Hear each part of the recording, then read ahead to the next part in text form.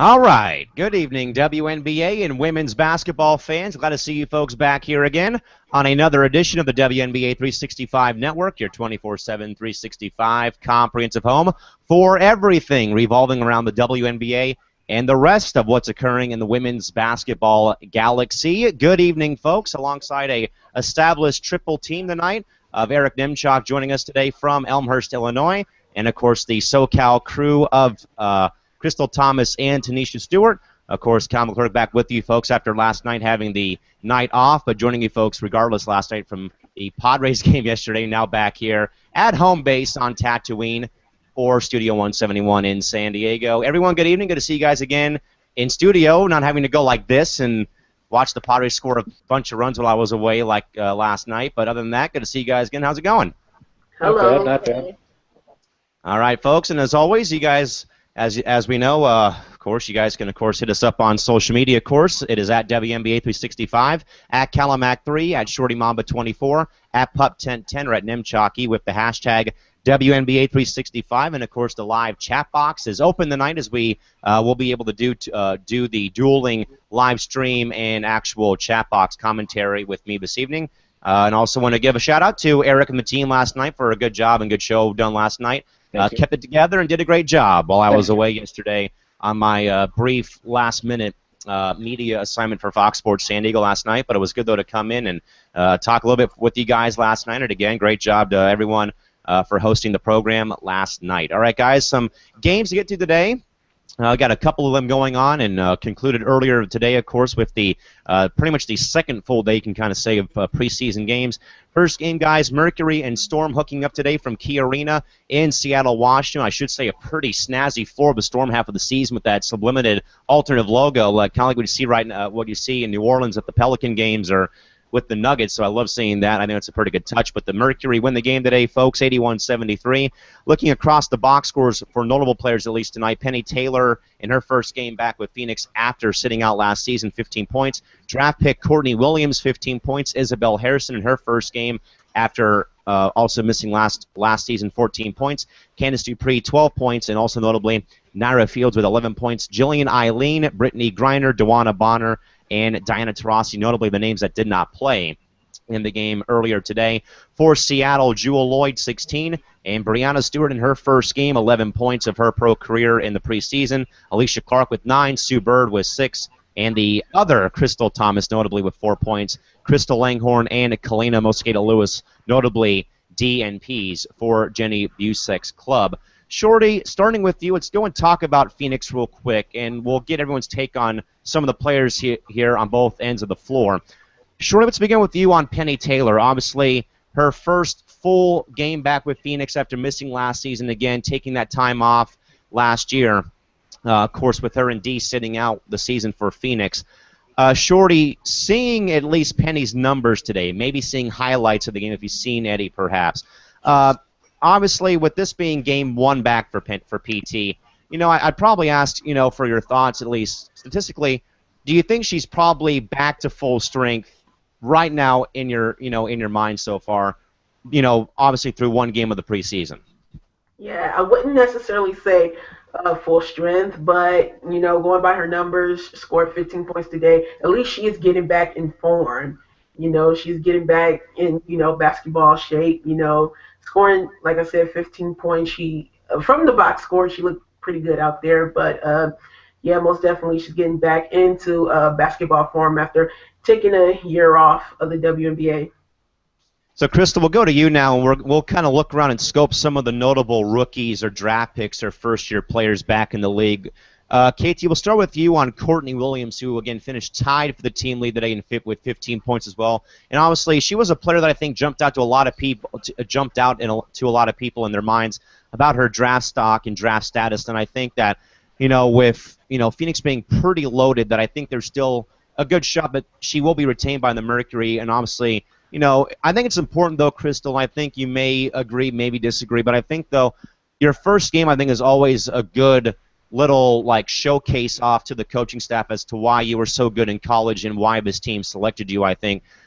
Crystal, I think, though, probably for Courtney Williams, what can this game kind of do for her, though? Obviously, first preseason game under her belt now, but now where does the confidence for her go across the next few games that they'll play?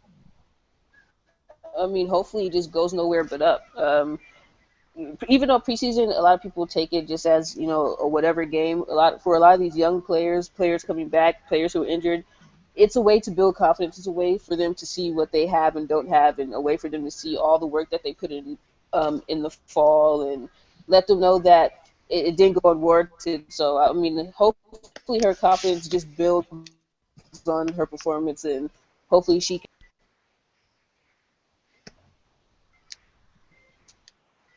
All right, and then Eric, we'll go to you now, and we'll talk about Isabel Harrison, obviously a fan favorite amongst a lot of people, either at UT or now in Phoenix, of course.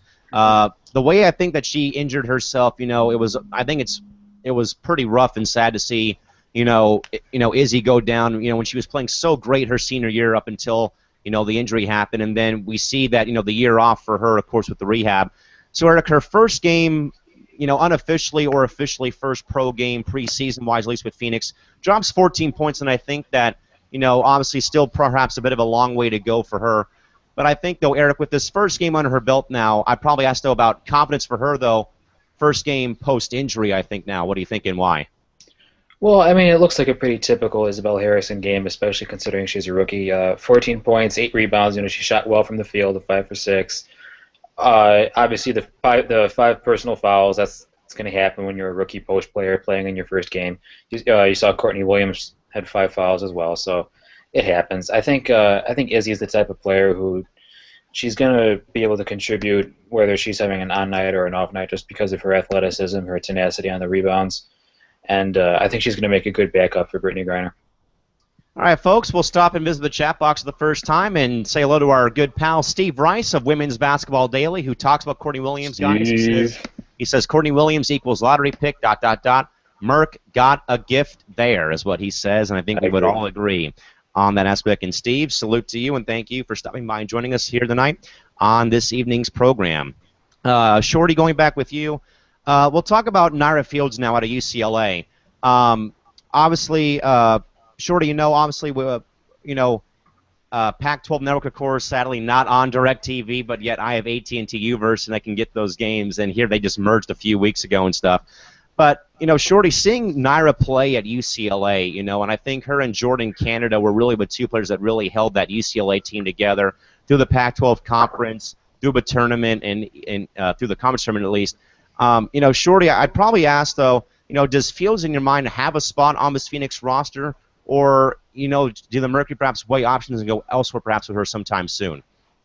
Sadly for her, I know in this victory she scored 11 points, which was pretty decent, but I'm not sure. I mean, Phoenix is already packed already as it is, so I'm not sure whether she will get, a roster spot or not, but, everything is remain to be seen.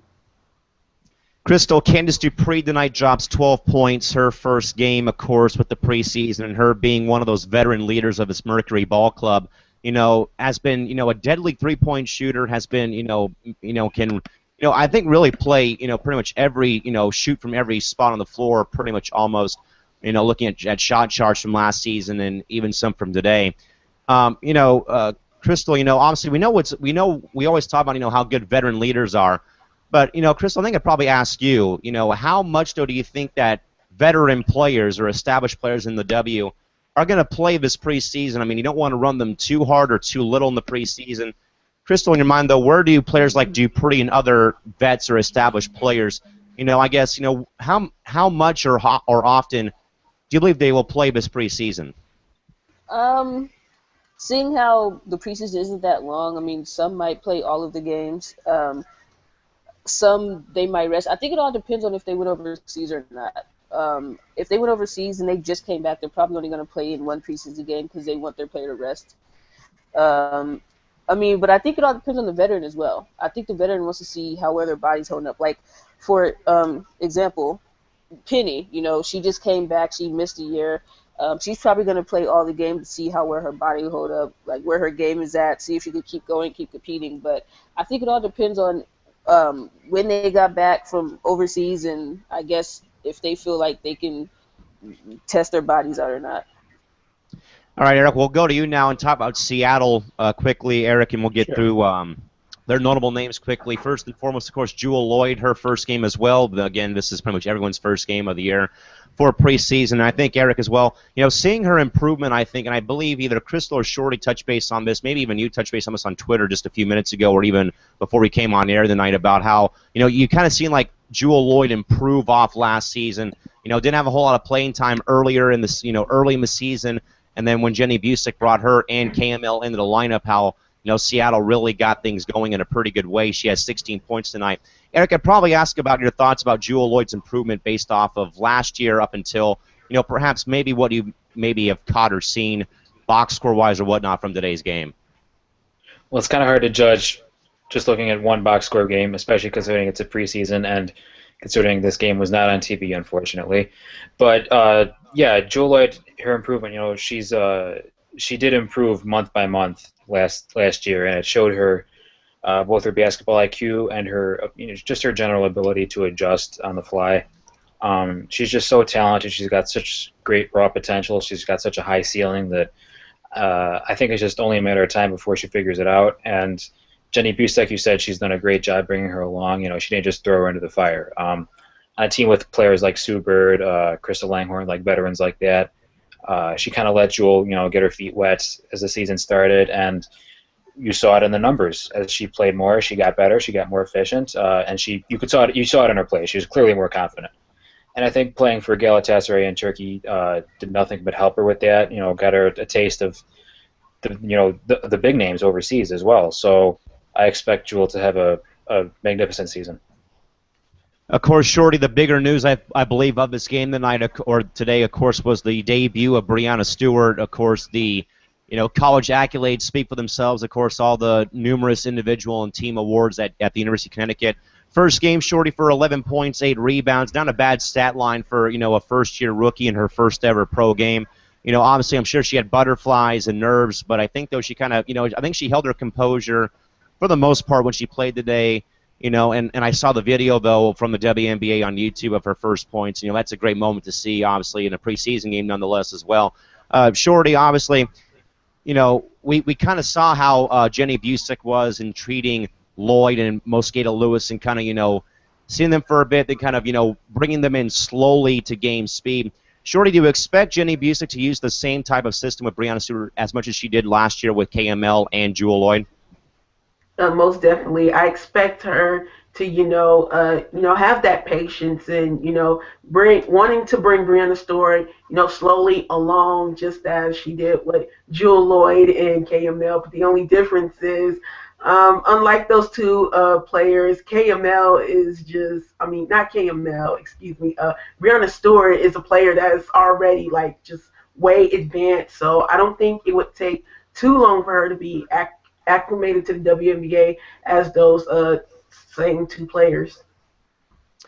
Crystal, going to you now with Alicia Clark, of course. Alicia, I'd probably say is a established player, star player in the league. I'd probably say, of course, has 9 points tonight. I think her, and as we kind of talk about with you, Crystal, about working players, and obviously Alicia playing overseas during a time where there were, the league pretty much went in mutiny mode, pretty much where teams were sitting out playoff games and a lot of other nonsense that was occurring overseas. Crystal, I believe, though, that Busick will point to Clark as being one of the vocal or leaders of his team. Crystal, I guess, can you kind of talk about how much Alicia Clark has really, kind of gone from, a player out of Middle Tennessee State to now being a pretty established player and name in the WNBA?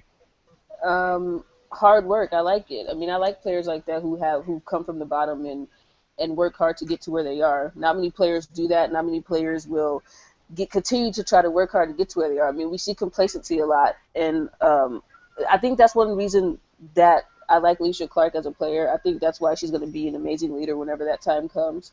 I mean, we saw signs of it last year. She took Jewel Lloyd under her wing, and it's been working. Whatever she's done with Jewel, it's definitely been working. I mean, Jewel's improving. Alicia Clark has improved. Alicia Clark, I think, is going to be even better than she was last year. So I just like the way that she never gives up hard work. I mean, you can clearly tell she's been in the gym. You can clearly tell she's been trying to get to where she's at. And I think I think Alicia Clark will be a major contributor to Seattle this year. And of course, Eric, the other big talking point up in Seattle, of course, is Sue Bird. Is she on her way out? You know, what's her status, of course, with Seattle, of course, today, 6 points in her first game. But I believe, though, Eric, this is probably a preseason, though, where Sue Bird, I believe, in my opinion, takes a bit of a load off, doesn't play a whole lot of minutes, and more so is probably on the bench being that other coach, that other voice for these young kids like Lloyd and Stewart and all these other young guns they have on their roster. Eric, would you probably, as we kind of go back and bank off a question earlier, do you expect to see Sue Bird play a whole lot of minutes in the preseason, or is she going to be used more so in a way, as a third or fourth coach on the bench for these younger players? No, I was actually surprised she played today even. How many minutes? 17. All right, yeah, that's about right. To be honest, I think you're definitely right. Sue is on her way out.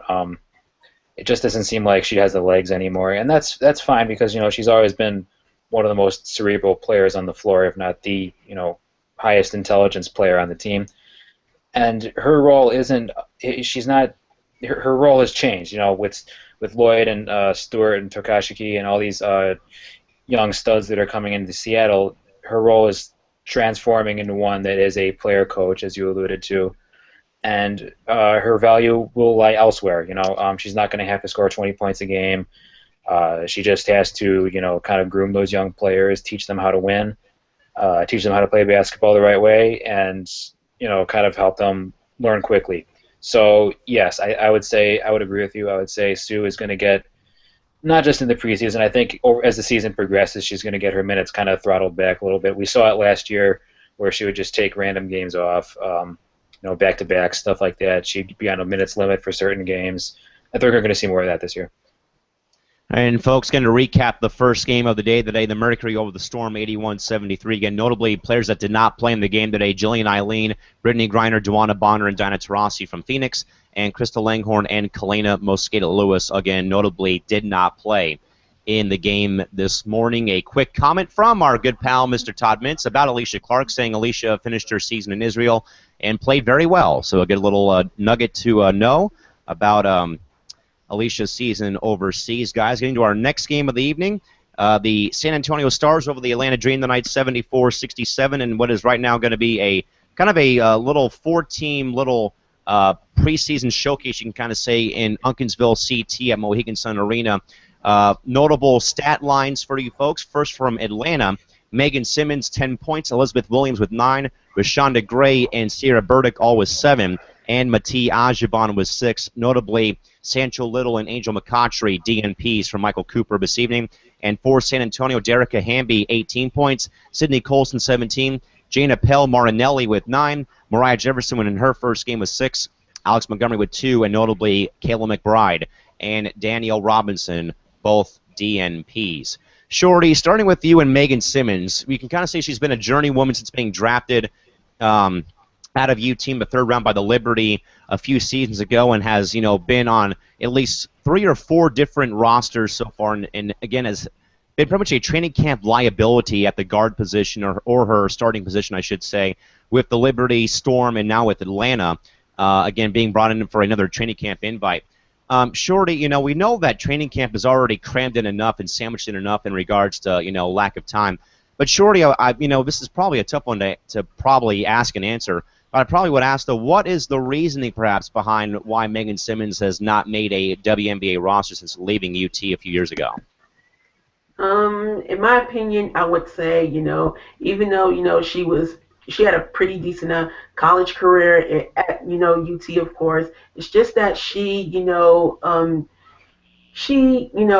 got drafted and then just pretty much been swinging around the WNBA, around different rosters that had a lot of guard depth already. So that would be one of the reasons why she hasn't been able to get a shot on a roster. Now with Atlanta, she may possibly get her chance because with their PG situation, with the recent trade of Shoney, now they pretty much have a lot of options at that spot. So it's possible that she may be able to get a shot with Atlanta, due to their situation being unclear at the PG spot or even guard spot right now. Crystal, let's talk about Rashonda Gray. Of course, Rashonda, part of that package deal during the season last year, but sent Of course, Sylvia Fowles from Chicago to Minnesota, and then her and Demarius Dantas went down to Atlanta in that trade last season. Crystal, in this one, I think it was kind of a good thing, I'd say, for those two. I mean, I don't want to sound harsh or rude towards Cheryl Reeve and in the Minnesota Lynx organization, but just in regards to, we've already talked about those guys plenty of times on here about, how Cheryl is going to run those horses out of a stable, and Maya Moore, Simone Augustus, and Waylon, every opportunity she can. That this is actually a good, for one, change of scenery, as we said, but also, Crystal, that I think a chance for Rashonda to really get her shine on and really have a chance to prove herself and why she was taken in the draft by Minnesota out of Cal Berkeley a few seasons ago. Crystal, is this probably an in your mind? Is this a chance here for Rashonda Gray to really showcase off, and really show her stuff, to the rest of the league and to the fans? It is. I believe she wasn't really 100% healthy last year too, right? Am I correct? If I remember, she was still recovering from that knee injury, I believe. So, Yeah, sure. so I think honestly this will be her chance, and I hope she gets it. I kind of like Rashonda Gray, and it's I love to see people get fair chances. Hopefully this will be the perfect spot for her. Hopefully she makes a roster. It is only preseason, so we'll see what goes from there. But I like her chances, and I like her, and hopefully her WNBA career will pan out.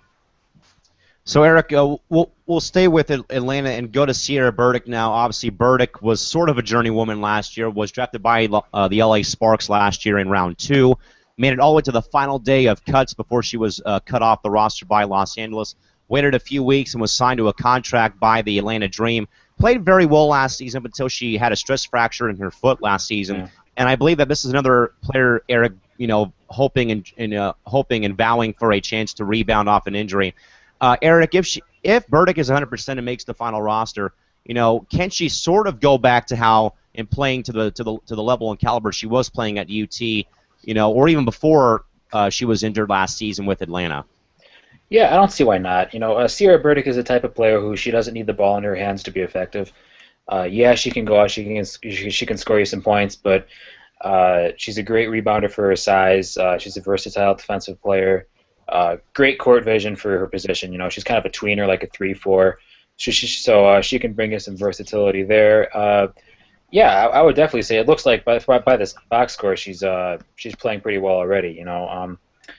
So yeah, I would say that play 22 minutes. I think Michael Cooper likes her. That was evident by how quickly she got into the rotation last season. So I would say yes. I think she's a good bet to make the roster and contribute immediately. All right, Shorty, we'll flip over now and go to the San Antonio Stars, and, of course, our good friend, because we can say that because she was the first player to join the network, Derica Hamby, Shorty, 18 points in the game. Really, I think, brought her A game today in her first game. When we had talked to her when she was going back to her house in Atlanta, but she was excited to get back on the court, and she had a good experience, too, playing in South Korea this year. Spoke very highly about that on the draft party show she was on. And apparently, Shorty, here's a case of a player bringing their overseas game back to the States, and it made it through customs this year. Again, 18-point game. Well, the first preseason game I know, but Shorty, that's a pretty good start for anyone in their first game back, getting back in the flow after, either a long offseason of rest or, in this case, a long offseason of, year-round play. Shorty, with Hamby being, a very young player, and, of course, the Stars will be probably one of the younger teams in the league this season, how important is a game like this for Derica's confidence, but also for the Stars in general, that they, again, can find playmakers while D-Rob right now is sadly on the shelf? I definitely think this will be very big, for her confidence because, as you say, she's a young player, still looking to, find her place within the roster. She pretty much had a decent season last year, and I think with the, I would say, the removal of Danielle Adams now, I think she'll be given even a much bigger role, this season to improve and showcase her talents. I mean, 18 points in preseason, that's definitely a good start. And then, Crystal, there is Jana Pell Marinelli now, folks. She's been one of the other players that has now hyphenated her last name. Crystal, we've seen Jane. She's been thriving in San Antonio, but I'm not sure what it's been. But I think that her. I don't want to say age is a factor, but I think that she's been a bit banged up at the past couple seasons. I mean, she's played great, but again, either fatigue and or injury perhaps has been kind of plaguing her lately. Crystal, could this be perhaps a season that Jane uses as perhaps a potential bounce-back season from perhaps what she would probably call, probably a lackluster 2015 campaign? I guess that all would depend on her, depending on where she feels her body is, depending on how she feels she can go. I mean, San Antonio as a team, they're all pretty beat up. I mean, if you think about it, they're not really. I don't know, like they're just gonna have an off year. Well, I know it's too early to say that, but I feel, in my opinion, they will have an off year. But hopefully for theirs, hopefully in their case, they do get a veteran like Jane Appel. What's her last name? Marinelli. I don't want to pronounce it wrong. Yeah. Okay, I just don't want to disrespect the last name. Hopefully, she can get it together for them. I mean, that's going to be one of their key players, especially with Daniel Adams now gone. So they really don't have any vets that they can really look to who know the system like that. So they're going to rely on her a lot to get it going, and hopefully for them, she is healthy enough to get it going. So, Eric, we'll go back to another debut here of a WNBA draft pick from this year. Of course, Mariah Jefferson tonight. Okay, maybe a bit of a rough, perhaps, by her sense, probably a rough first game, but hey, 6 points on the night for Mo Jeff. Looked like, though, from a stat sheet, though, Eric played pretty well, though, on defense. Had a couple of steals tonight, a couple of boards as well, few assists well that she chipped in.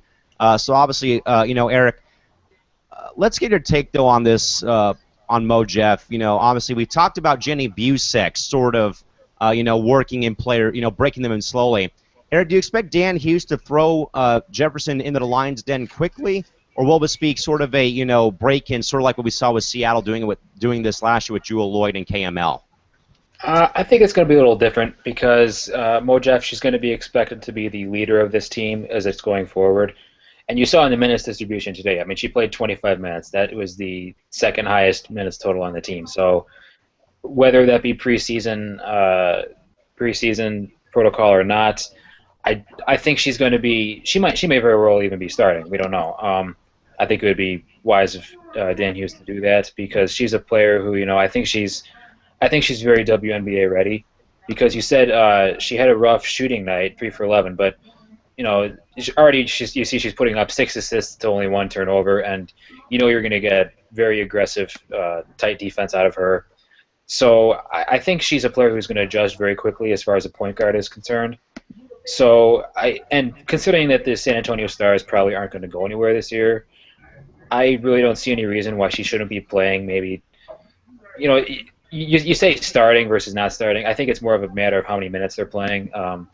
I wouldn't be surprised at all to see her playing 24 or 26 minutes right out of the gate. All right, folks, we will check in with our chat box. One quick comment from Steve Rice of Women's Basketball Daily. Steve says, when does SA climb out of the lottery, 18 or 19, with a winking face emoji? And Todd Mintz says about the Stars, he says San Antonio has a better, younger roster, but it is still last place, in my opinion. Jane had 9 and 11. She needs that every game. So that's what their take is. And also, folks, notably tonight not playing this evening, a game again with Sancho Little and Angel McCautry from Atlanta, and Kayla McBride and Daniel Robinson, notably DNPs this evening for San Antonio. The other game tonight in the WNBA preseason, Connecticut over Chicago, 84-81 also from Mohegan Sun Arena in Unkinsville, CT. For Chicago, Elena Deladon, 13 points. Cappy Pondexter with 10, Jessica Breland with 8, Erica DeSouza with 4, and Allie Quigley, DNP, was finishing up her overseas campaign earlier today. And for the Sun, Kelsey Bone, 15, Alex Bentley, 14, Alyssa Thomas, 11, Jasmine Thomas, 10, and Jonquil Jones with 8. Camille Little and Shanae Ogumake, notably DNPs tonight for the Sun. Shorty, we'll start with you on Cappy Pondexter. We kind of talked about EDD last night on the program, or you guys did at least. You talked about Elena's game last night when they were playing at Delaware a couple days ago. Shorty, with Cappy again, sort of being that, I'm going to call her a veteran leader. I mean, she's been in this league for a long time and has been there and has taken teams to the finals, notably in Phoenix in 2007 and/or 2009 when they won the championship there while she was with the Mercury, and then, of course, got bounced to New York for a bit before being traded to Chicago. Shorty, with Cappy's, I'd probably say, flamboyant style of play. She's kind of aggressive, and really is a spot-up shooter, and does a lot of good things on the floor. Again, had 10 points tonight. Shorty, I don't want to say how important it is for Cap, but Shorty probably would ask, though, is it important, though, that Cappy continues to sort of be that veteran leader, on this, I still would say call Chicago pretty young. I know they have other leaders, though, but do you still think, though, that Cappy is in that category to being a veteran leader that, can take this team to the promised land? Yes, I think, she could, be that veteran presence, and she's going to need to be that veteran presence for the Chicago Sky because she's not young herself, age is catching up with her. We always talk about father time in the NBA. Well, mother time, I could say, somewhat, if that makes any sense, is soon catching up to Cap. So, she's definitely going to have to be that veteran presence on the floor. I know that she's not going to be able to do the same things she used to when she was a bit younger because, like I said, time is catching up with her. But at least on the floor and off the court, she can definitely be that presence to help guide them to where they want to be. Crystal, we'll go with you on Erica DeSouza. Now, again, we've seen Erica since being traded to Chicago. It looks like she's sort of a puzzle piece that doesn't fit the puzzle, I think, is what I'd probably say. And it's just me being honest again, how, Pokey Chapman really elected to not use her in certain situations, or really didn't have, like, really good games like you would have seen with her in Atlanta in her prime, perhaps. I'd probably ask Crystal, is it important, though, in your mind that Erica DeSouza has a pretty monster bounce-back season after, coming over in that midseason deal from ATL?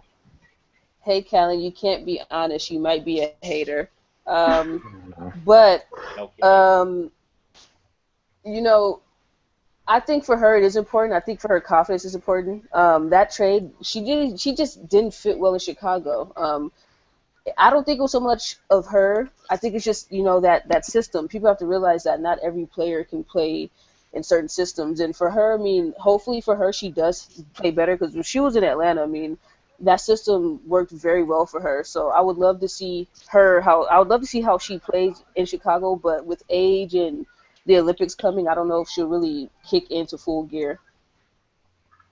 All right, so Eric, I'm not going to ask you any questions. We have some questions lined up in the chat box from Todd Mintz. But first and foremost, Eric, Todd wants to know anything you want to discuss about Imani Boyette in her first game that stood out to you, perhaps in your mind. Well, actually, this is her second game, and she did not play very well. She admitted it on Twitter. She said, "I felt like I played like a rookie today," and yeah, that's true. She turned the ball over twice. She fouled 3 times. She was held scoreless, only 1 rebound. Not what we need not what we need out of her. We need more out of her. And when I'll connect that to what you were asking about Erica, it is not important for Erica to have a big season because, or in my opinion, it's not as important for her to have a big season because you have both Boyette and Parker and Dos Santos, who last year stepped in and did a terrific job. You have those 3 players waiting in the wings who are able to come in and contribute at the level that DeSouza was contributing at last year. Granted, she kind of struggled, so that's not really saying much, but the sooner the future can develop for Chicago in the front court, the better, because then they can start moving on with their future plans at that position. So that's what I have to say about that. Do we have another one? Yes, Eric, we have one more in regards from Steve Rice, actually, on this one, Eric, and it's about Benijah Laney. Mm-hmm. Again, she had 12 points in the game tonight, Eric, but Steve brings up a comment, but we want to get your take on this as well. He says Laney needs more minutes this year at Young's expense, most likely. Eric, what do you think? Yes, I agree. I'm not exactly. Here's the thing. I'm not exactly sure. Well, okay. This kind of goes back to the minutes distribution and the lineups because it's got a domino effect. You can't play everybody at the same time. The minutes have to come at some expense of somebody, right? So now that we have so. I'm sorry for saying we. I can't help it, man. I'm getting excited for the season here. I have nothing. I'm not affiliated with the Sky or anything. The Sky have so many post players that those minutes have to go. They have to be distributed somewhere. Chances are, I think the chances are good that they're going to have 5 centers. I don't want to say 5 centers because obviously, some of them can play the 4. Parker and Dos Santos, probably your good bets, are playing the 4 as well. But basically, you have a lot of post players Whereas last season, they went small a lot. You had Jessica Breland playing some center, Dos Santos playing some center, which allowed them to run with 3 guards. That's not going to happen this season because you're not going to be able to play 3 guards because you're going to have so many post players on the roster, basically. So, yeah, those minutes need to go somewhere else. I think we're going to see more of EDD back at the 3 because of that, with Young backing her up. Laney, I think, will be asked to play some 3 and some 2 as well because her overseas club, the Perth Lynx, no relation to the Minnesota Lynx, unfortunately. She was playing a little bit of 2, a little bit of 3 over there. She's a very versatile player. You can see Pokey's got a lot of trust in her already. She led the team in minutes played with 24. She can rebound, she can pass, she can score, she can do a lot of things for this guy. I agree she needs to get more minutes. I'm not sure at the expense of who it would be because I think Allie Quigley's a very valuable player coming off the bench. You can see it in the minutes here. The Chicago bench really struggled today. You see, Young minus 12, Young minus 10, Laney minus 12, Dos Santos minus 13, Boyette minus 11, and then when you look at the Connecticut bench, they're all in the plus range. So that tells you what you need to know about the bench comparison tonight. So and what it tells you what you need to know about Quigley's importance to the group. So I think if Naj is going to be coming, if she's going to be getting more minutes, I do think that Young is going to. I think the minutes are going to come from her. And actually, as a matter of fact, if you want my honest opinion on this, because we're all about honesty here, I think Laney was drafted as a future Tamara Young replacement. At the moment, they do a lot of the same things on the court, although I think Laney has a higher ceiling. So I think that's what it's going to come to when Young becomes too expensive to keep, along with these players like EDD, Sloot, Pondexter, Breland. It's going to become expensive to keep them, so they're going to need a in-house replacement who's cheaper, basically. So I think, yes, Steve, I agree with that. I don't know if it's going to happen this year, but I think it's going to happen in the future where Laney kind of overtakes Young as that defensive specialist who can contribute on both ends of the floor with rebounding and passing the ball. All right, Sheree, we'll flip over now to the other side of the scorecard and go and check on the Sun tonight, who I think we're just having a monster game from beyond the arc this evening. We'll start with Kelsey Bone, Shorty, 15 points in the game. Shorty, I would say that Bone's kind of been that, obviously I know that Crystal always gripes about Connecticut being post city, about how they always pick post and they go with the center positions or the forwards. And Kelsey Bone has been, an off and on starter at center. She's been off the bench as well. But Shorty, with her putting up 15 points tonight, this evening, would you kind of say that Kelsey Bone has sort of been, I'm getting ready to call her established, but for Connecticut's sake, Shorty, how important is it that she does stay healthy? Because I know that Connecticut was ravaged by that injury bug last season. Just to rephrase, I'd probably say, Shorty, how important will it be for Connecticut to be healthy this season and not have that injury bug, show its ugly head again like it did last season? I definitely think it'll be really important, for the team to stay healthy in order to compete because, the first half of the season, I don't know if you want to say it was a fluke or not, but at least for the first half of last year, they were pretty interesting. They started off 8-1, so that tells you, what they are at least capable of before the injury bug hit and then everyone went down. But as for Kelsey Bone, she did really good last year. Actually, really great. She was MIP of the league, so that tells you about her improvement. And also, she's looking to improve this year from what I heard. She was working on her three-point range overseas. And I, look at the box score, and, she's definitely going to try to implement that this season, going 1 for 2 from the three-point line. So she's improving, and it's definitely her improvement, just basically hopefully will push the Connecticut Sun, to the forefront. Yeah, I would agree with that one. Crystal, going to Alex Bentley right now. Now, again, Bentley has been there. There was a trade that sent her from ATL to CT, I want to say back in 2013 or 2014. It was in that time frame. And I think that, I think right now Atlanta is probably still regretting that move, I think, even after all these years. Because I think, though, that Bentley, I think even before, and I believe she was, I want to say she was injured last season. Yeah, you're right. Connecticut had so many injuries last season. It's actually depressing to see how ravaged that injury bug was on the Sun last season. But again, Crystal, I'd probably just ask the same thing though. How important will it be though for Connecticut to stay healthy for the entire season in your mind? Very important. I mean, I thought they were actually going to make the playoffs last year until they hit that little hump where everybody got injured and they just started to fail. I mean, I was actually really excited. I really do hope Connecticut can make the playoffs. I would love to see them in there. They're an exciting young team, and as far as Alex Bentley goes, I mean, she's developed. She's lost the weight. She's a lot stronger. She became a little bit of a better shooter. She's still working on that, but at least you could tell that she's actually put that work in. So I would love to see where Connecticut is, especially with Kurt Miller. I mean, he had them. Their 3-point shots today were just really on point. Kelsey Bones improved in her 3-point shot. I mean, if she starts knocking those down consistently, the East is going to have an issue. They're going to have a problem. So I'm excited to see how they how well they go, and I would love to see them make the playoffs this year.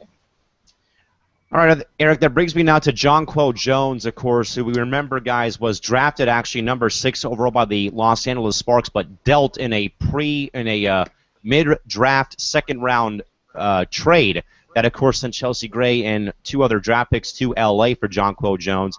All right, Eric, she had 8 points in her first, unofficial or official game, however you want to look at, but again, 8 points. For, again, Eric, once again, another post going to Connecticut, again, with seeing how Jones had played this year. Eric, actually, while we talk about Jones, though, how about Kurt Miller, I guess? Obviously, Eric, we can't really grade coaches or players on one preseason game. But I think, though, Eric, with Shorty and Crystal brought, though, about Kurt Miller and the 3-point shooting, my goodness gracious. I mean, if they had a record book for preseason games, there may have been a few records in there, though, for CT. But obviously, Eric, your thoughts, though, again, about how Kurt Miller, I guess, has sort of brought, a fresh breath of air, though, to for the fans and for the Sun in general up there in Unkinsville.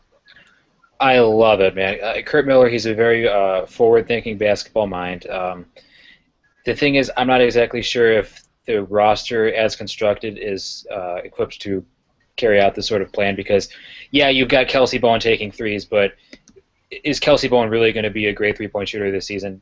Doubtful. But I mean, you look at the 3-point distribution. Morgan Tuck, yeah, she missed all of them, but she took 5 threes. I would not expect that to change, honestly. I think she's going to be used as kind of the stretch 4, which she's very capable of doing. Bentley shooting threes, Jazz Thomas shooting threes. Banham got up 4 threes in 11 minutes played. Strickland got up 3 in 9 minutes played. Weissner got up 2 in 6 minutes played. That's not a fluke, you guys. When people say that, preseason doesn't matter, it's just preseason. Not exactly. I would not be so quick to agree with that because these are the games in which coaches, they figure out what they want to do, like which personnel should I put out there who can best execute what I want them to do. And like you said, 26 3-pointers attempted, that's an awful lot, but I wouldn't expect that number to get much lower in the regular season, honestly. Threes are good, you guys. They're here to stay, and it's when you a player like Jonquel Jones can come in, she can hit threes at 6'4". It opens up a lot of stuff. It opens up a lot of stuff you can do. And when Banham settles in, oh boy, yeah, the threes are going to be raining in Connecticut, and it's going to be a lot of fun to watch. I remember having a fluky rule, sort of like what Ralph Lawler, the great television voice of the Clippers, has, Lawler's Law. If whoever scores the first one to 100 wins. I had a fluky law called the petition law, where if the LA Sparks didn't score 20 points in each quarter, they weren't going to win the game. I think, Eric, I'd probably say that if the Sun don't shoot 20 or more threes in a game, then Kurt Miller's going to have a pretty big problem with his team's performance. But folks, revisit today's preseason scoreboard again. Mercury over the Storm in Seattle, 81-73. And the 4-team little mini tournament, you can sort of say, but 4-team round robin, or whatever you want to call it, pretty much. The 4-team preseason showcase, we'll call it that. In Unkinsville, CT, Atlanta falls to San Antonio, 74-67. And Connecticut edges Chicago, 84-81. 3 games on your WNBA preseason docket tomorrow, beginning at 2 o'clock Pacific. 4 o'clock Pacific, and 4 at 2, and 4 o'clock PDT. Atlanta and Chicago will take on each other at 2 o'clock, and the other games as well will be San Antonio and Connecticut, followed up by Minnesota and New York. Those are the 3 games on the schedule tomorrow for the next installment of the WNBA preseason schedule, starting up again with games again tomorrow at 2 o'clock and 4 o'clock Pacific time tomorrow afternoon. Again, it will have full coverage again, folks, tomorrow night back here on WNBA 365.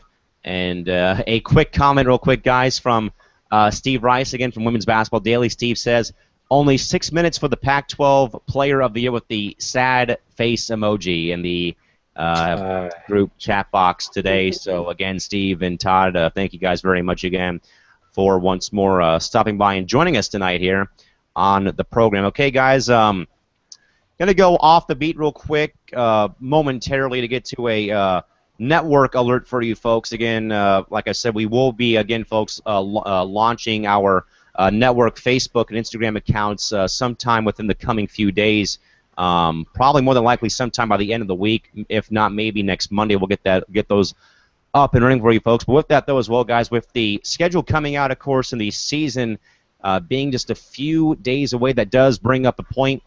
I do want to bring up, guys, as well about the upcoming and the return for the third straight year, guys, of the WNBA 365 Network meet and greet nights. We're going to actually be extending these things, these little social gatherings, pretty much is what they are. They're not much of a big deal, but again, it's pretty much, folks, whenever any of us are at a game, we will designate that game as a meet and greet night. You can kind of say, but it's just a little social gathering that we like to have before the game with a bunch of the fans that want to, chat with us. So we actually, folks, will be having a few of these in Los Angeles, California.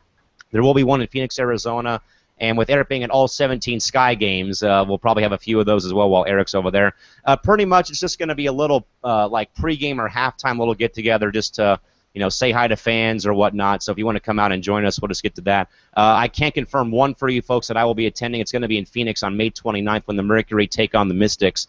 I have already made plans to meet one of my Twitter followers out there that we'll be at the game, so we'll just touch base. But again, folks, we'll have more about those later on when we get closer to the season. Guys, there was some small college news, I believe, that was broken a little bit earlier this evening. I want to kind of touch base on. I believe it was involving the University of Kentucky having another player transferring out of their program. There's been a lot of, Shorty, I'll just get to you on this one while I try and find the story. As we said, though, we're coming off, I think not even a week after the tournament ended, we had, two separate scandals come out involving Tyler Summon of Louisiana Tech, and then, of course, another one involving another university coming out, and Shorty, like I think we said this, though, too, about, how a lot of these scandals, if they've come out, and it's either we've had academic issues, we've had academics, we've had player eligibility rules, we've had obviously, the very unfortunate news about Tyler Summit. And Shorty, and here another player transferring out of another school because of some type of scandal or whatnot's going on. Shorty, how alarming is it, though, that we've had, a lot of this off-the-court, turmoil or nonsense, basically, in women's college basketball since the conclusion of the tournament? Yeah, it's definitely been crazy, to say the least. All these scandals around in these multiple colleges. So far, it's been definitely interesting. It isn't said so far what's been going on with the UK program, but just with the transfer of Alexis Jennings, that's definitely alarming. So I guess we'll see within the coming weeks or so what's going on over there. But yeah, it's definitely crazy. And Crystal, obviously, like we said, we've had so much come out since the conclusion of the college season between either UNC last year, we had Tennessee have a bit of a snafu this season, and then we've had, Cheryl Swoops at Loyola being under scrutiny for a lot of things going on. As Steve Rice does clarify, he said 7 at Kentucky since last fall have transferred out of the program. Crystal, I guess just to bank off Shorty's question before we wrap up for the night, Crystal, how alarming is it, though, for you as a women's basketball fan and former college basketball player that he's seen so much, turmoil and pretty much nonsense happening, with these, with some of these schools and institutions off the court? It's not involving anything on the court, but it's either been academics, it's been eligibility rules, it's been, coaches and coach and player relationships going on. Crystal, I guess, how alarming is it, though, that you've seen a lot of, off-the-court stuff happen in women's college basketball as of late?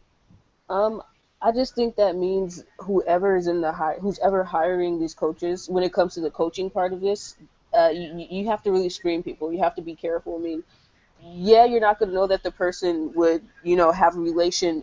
Um, I'm sorry, I just drew back. I know I'm trying to say I can't think of the word. You will never think your coach will have an inappropriate. There we go, inappropriate relation with the player. You could never know that. So I mean, you have to be careful when it comes to picking these type of coaches, and you never know that a coach will probably verbally abuse or whatever a player, and that's the scary thing. I mean, during the hiring process, they're not going to tell you like, oh yeah, I plan on, having this type of relationship with this player, or plan on saying this to this player. So I think when it comes down to it, you really have to screen these players. You really have to be careful. You probably have to start going to their former employers, former athletes, and asking them how they were with them. It's scary. It's scary to think that as a kid, you let you feel comfortable with this coach being your daughter's coach, and you learn that they're saying something to them or touching them or inappropriately or doing something like that. So you just have to be careful. It's just scary out there.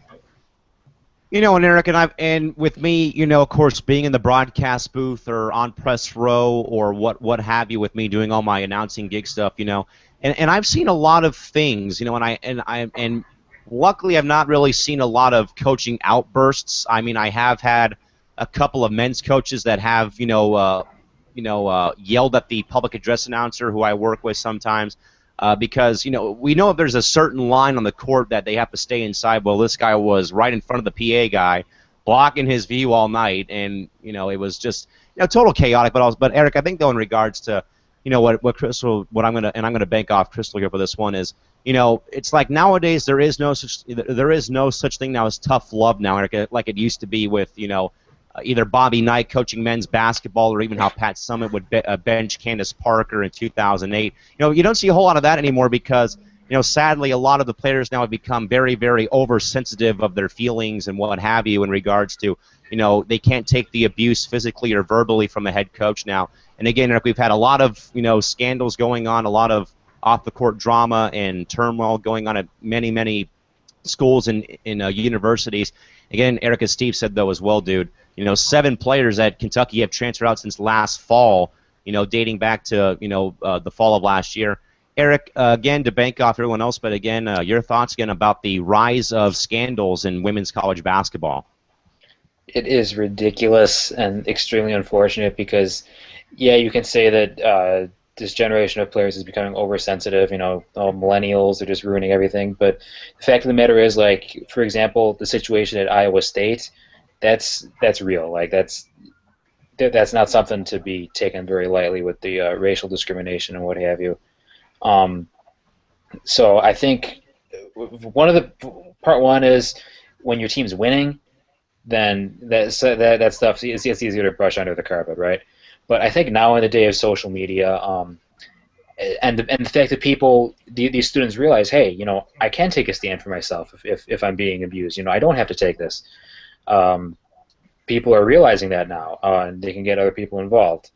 So I agree with Crystal. They have to, when they're looking at these coaches, first of all, coaches who are used to coaching men, it's different coaching women than it is coaching men. That's just the reality of the situation.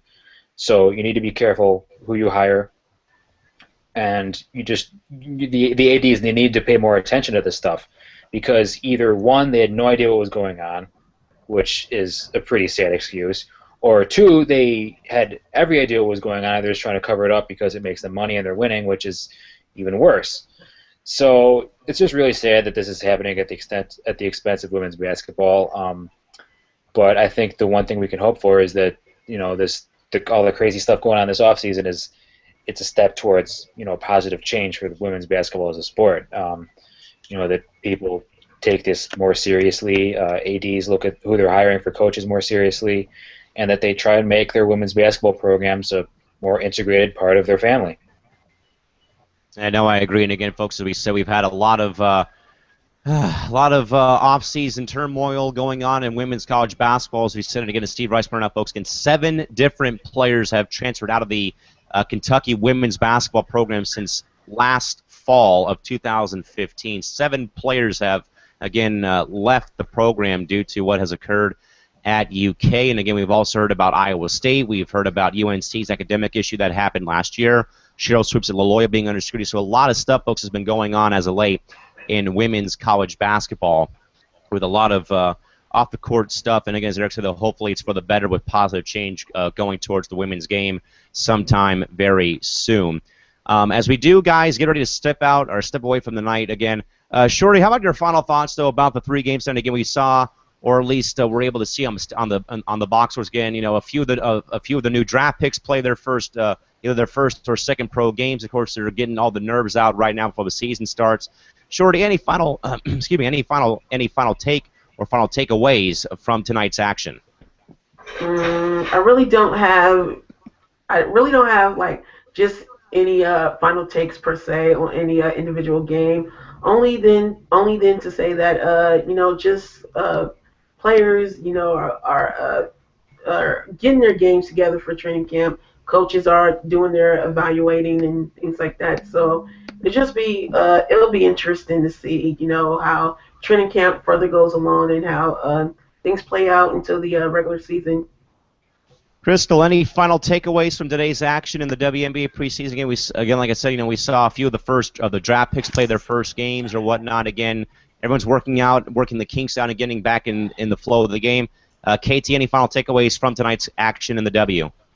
I'm just excited. The season's finally upon us. We've waited a year for this. Hopefully, our favorite teams, anybody's favorite team out there, doesn't disappoint them. Just ready to see what the season has in store. Can't wait to see all the new players play, and yeah, just bring it on. All right, Eric, any final takeaways from today's action at all? What do you got? Yeah, I've got one or two. Let's see here. San Antonio, I'm really interested to see what happens there because Sydney Colson had a terrific game. She played 22 minutes, 6 for 8 from the field, 17 points, 3 rebounds, 2 assists. That's going to be a big factor for San Antonio because you've got K-Mac coming back. You've got Mariah Jefferson likely starting, and she'll pretty much be the franchise from here on out. But who's going to be that first guard off the bench? And they've got a lot of interesting names here. Jasmine Guathme, Jana Medley, Samantha Logic, of course. There. So who's going to step up there? Because San Antonio, they're walking on thin ice. I'm telling you, because they're not really in a position to make any mistakes. So they need somebody to step up and kind of present herself as like a diamond in the rough, as you like to say. So Sydney Colson obviously has the upper hand with that right now. So we will see what we'll see what happens tomorrow. With that, folks, we'll have more stuff tomorrow. Excuse me, back here. Again, we will be back with you folks again tomorrow at 9:30 PDT, 12:30 a.m. Eastern once more. We will try to keep it at about a half-hour run so we don't make Eric become a zombie over there, Sally. But again, we wanted to get our full hour in the night, folks. Before Eric Nemchuk joining us from the planet of Yavin, and for Crystal Thomas from the ice planet of Hoth, and Tanisha Stewart joining us from the forest moon of Endor. This is Cal McClurg signing off from the home base here of Tatooine. In reality, folks, it's Elmer, Illinois, Los Angeles, California, and Studio 171 in San Diego. Until tomorrow night, folks, have a great night. We'll see you folks back here. And, hey, may the 4th be with you. Take care, folks. We'll see you folks back here again tomorrow night on Cinco de Mayo. We'll have some more fun tomorrow night, but, again, plenty more where that came from for you folks. Again, for Eric, Crystal, and Tanisha, Cowan signing off. We'll see you folks back here tomorrow. Take care, and good night, and may the 4th be with you. Bye-bye.